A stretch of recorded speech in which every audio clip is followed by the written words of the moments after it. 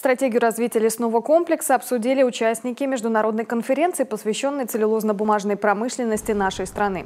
В Вене представители власти и бизнеса дали оценку документу и обменялись предложениями по дальнейшему развитию профильных предприятий. В дискуссиях принял участие и глава Коми. Он отметил, что с момента принятия действующей стратегии до 2020 года прошло почти 10 лет.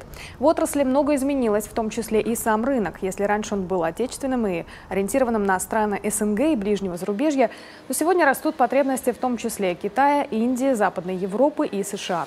С их учетом и сформирован проект новой стратегии.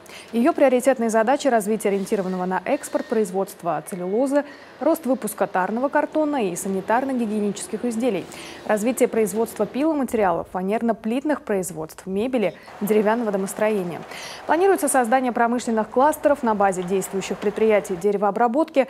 Потенциальным регионом для создания такого кластера является и наша республика.